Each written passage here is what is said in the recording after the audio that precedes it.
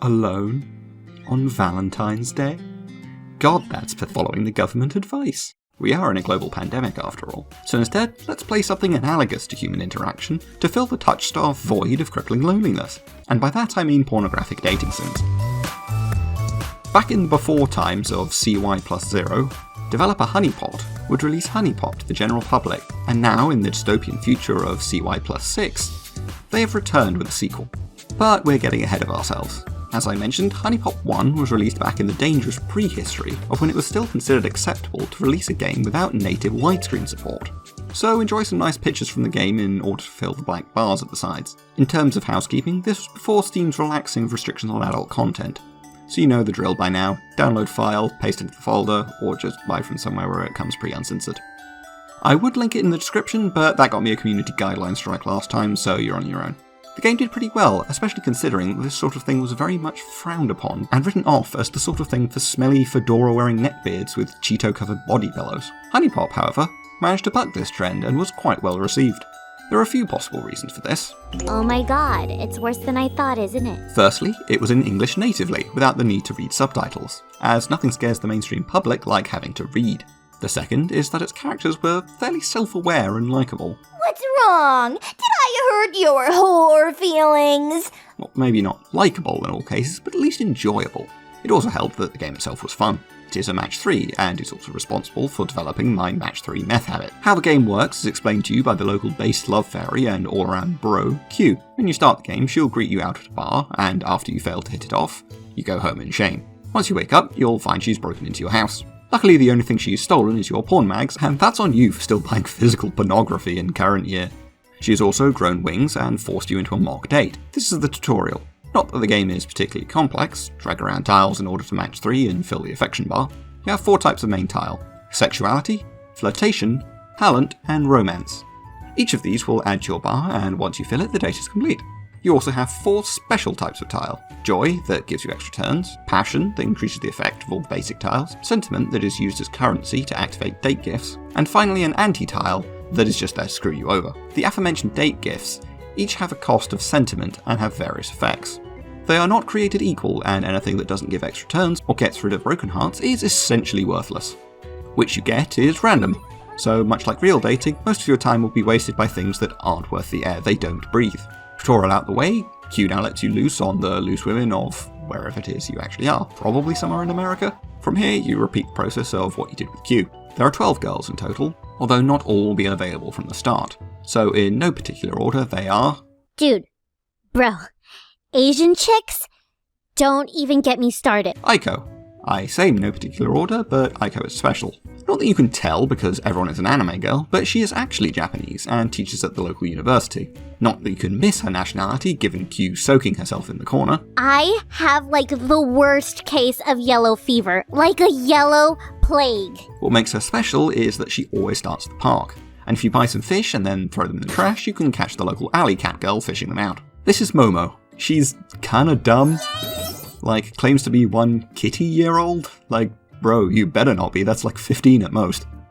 She is also one of 5 characters in the game that are not actually human.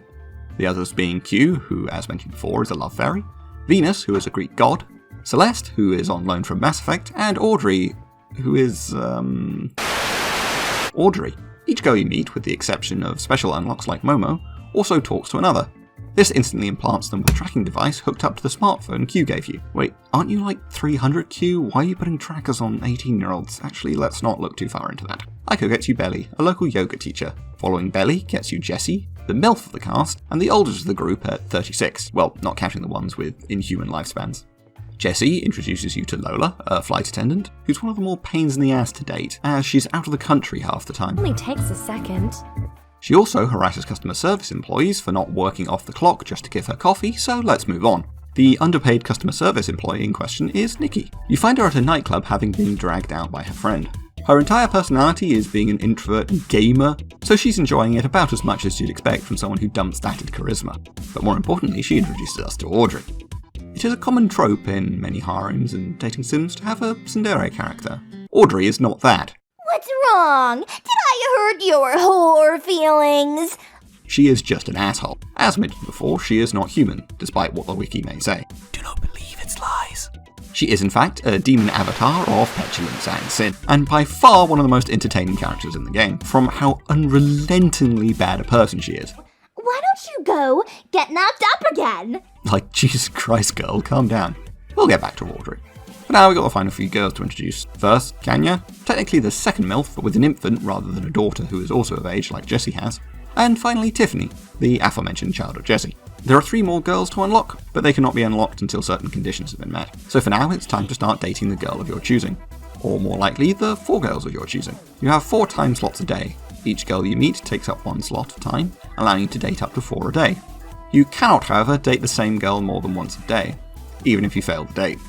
Some girls will also be unavailable at certain times. As mentioned before, Lola's job takes her out of action sometimes, and Momo is often asleep half the day. When actually on the dates, there are 2 important things that will improve your chances. The first is upgrading your stats. This is done using a currency called honey, which you get from talking to the girls. You'll get 3 options and you'll get more honey if you get the correct answer. So much like real life, just lie to them.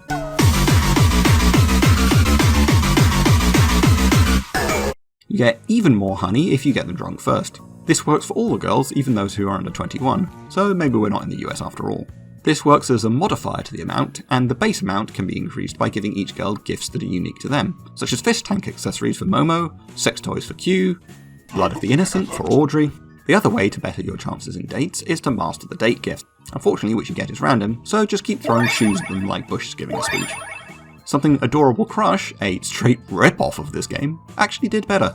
Each date you complete gets you a heart with a girl. The more you get, the more lewd images the girls will text you. And once you hit 4 hearts, you can prepare to take a girl home. This can only be done by dating them at night. Night is also the only time you can get most of them drunk. Fucking amateurs. Success puts you in a minigame where you must match 3 your chosen girl to orgasm.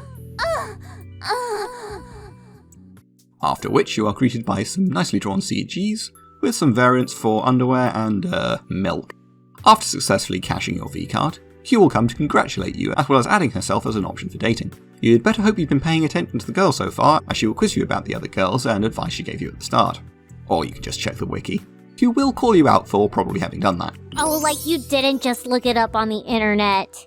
If you check your inventory, you'll have 2 starting items, a porn mag and some tissues. Now the tissues, these are entirely worthless, but the mag can be traded with Q for this. If you then go to the beach at night, you can get a close encounter of the cute kind. The final is Venus, unlocked after dating all the basic girls. But now what you're all here for. Best girl ranking. Coming in last place, crawling out of the dark pits of sulphur, Audrey. Sliding in just above in 12th place. Wait, 12th? There's only 11 girls left, what fun. In 12th place is Lola. As someone who worked in customer service, ma'am, you can sincerely go fuck yourself. From here till the top 5 might as well all be together, but for the sake of arbitrary organisation, I will continue with the numbering anyway. In 11th is Belly. I don't really have anything bad to say about her. I don't really have anything to say about her, to be honest. In 10th is Venus. Really? 10th, the goddess of love? Huh. In 9th is Kenya. She's a hard-working gal, I gotta respect that. In 8th is Ayla Mao. In 7th and 6th is Tiffany and Jessie. In 5th is Audrey. Wait, we already had you. Begone, demon. Deus asperagetur, ex charactera, expello malus. In 4th is Aiko. Looks like Q isn't the only one around here with yellow encephalitis. In 3rd is Nikki. Sometimes you gotta fall back on the girl who you can exchange sex for NES controllers with. Taking 2nd is Momo. I'm starting to worry that I'm going to get typecast as someone whose type is monster girls with brain damage, so let's move on. Taking 1st place and best girl is of course Q. There's no way a character this based was getting anything other than 1st. Even if all her lines haven't aged that gracefully. Like a boss! And with that, we disappear back into the Aether to await Huniepop 2.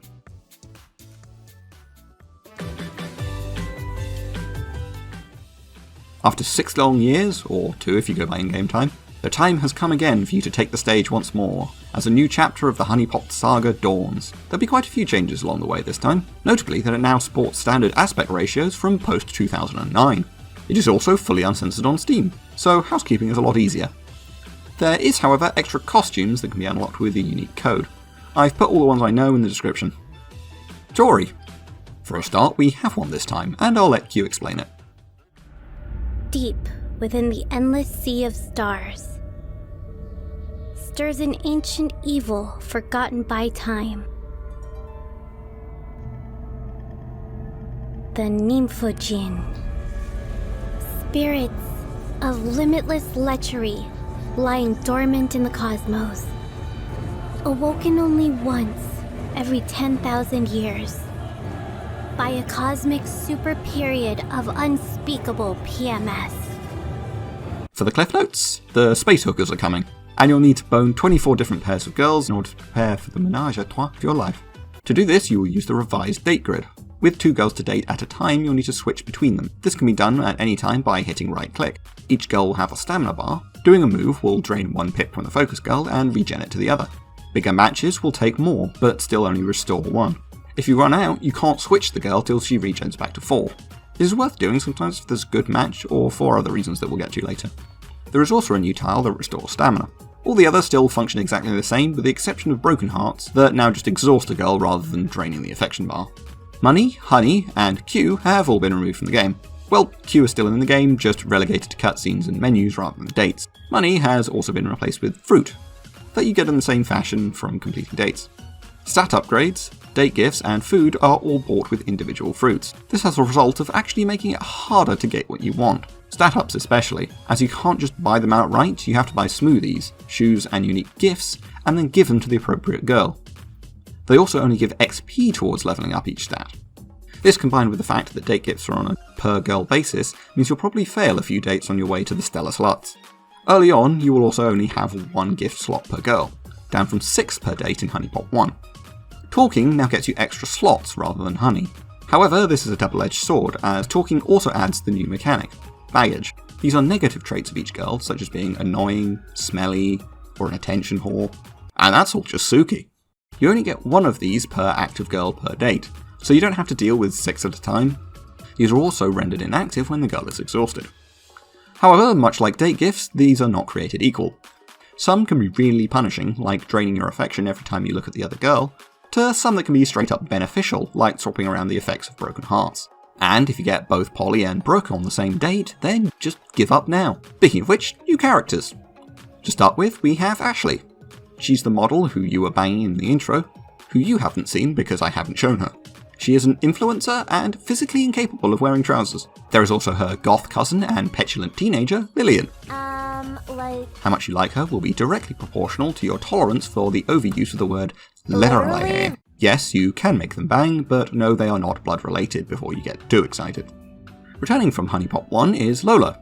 She is the tutorial for double dates, and is also here with... Hey! It's been 5 minutes! Can you please leave the customer service workers alone? The nice lady she's giving a hard time is Nora. She's the cousin of Kanya from the first game. Also serving in customer service is Lilani. She's honestly adorable, making a nice contrast to all the others who are quite sexually forward by being much more sheepish. She's Polynesian.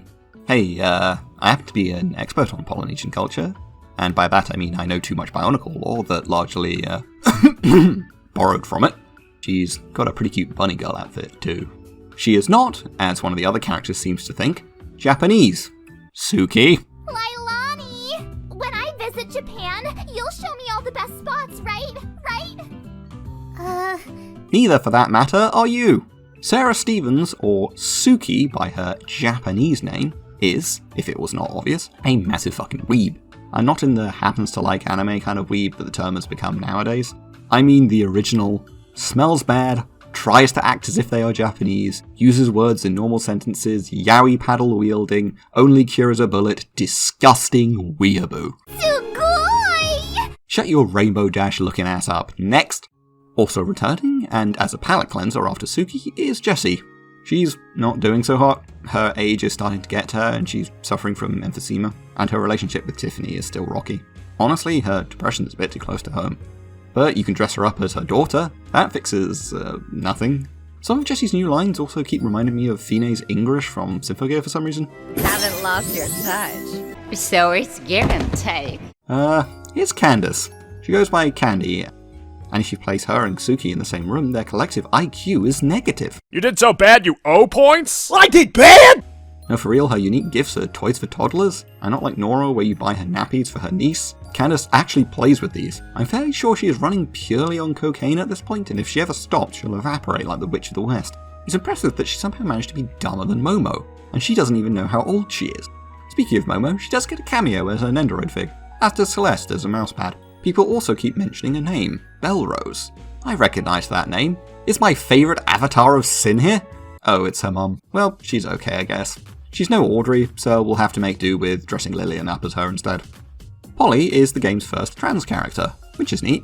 What ain't neat is that outfit and hair. Some things from the 80s should stay in the 80s. She's also got a trad housewife thing going and runs a makeup YouTube channel.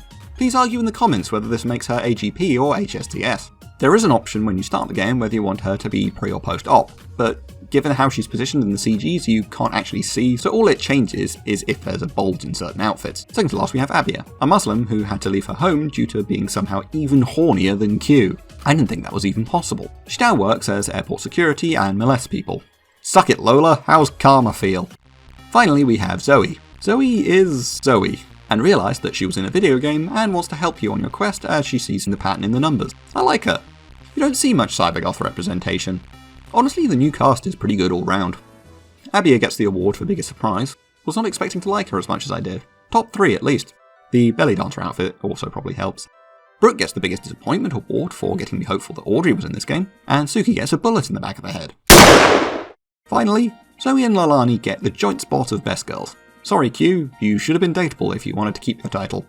Once you banged all 24 pairs, you can then summon an Infojin.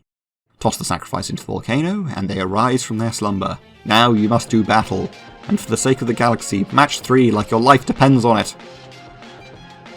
If only I had a few more turns. I was almost there. You're going to have to do a lot better than that. Wait.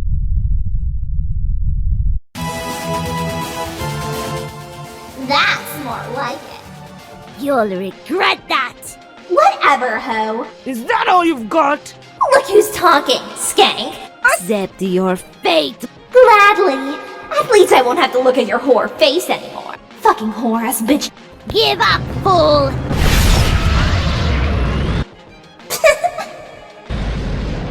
Why don't you go? Goodbye. Hey, cheers, thanks Audrey. Don't get smug.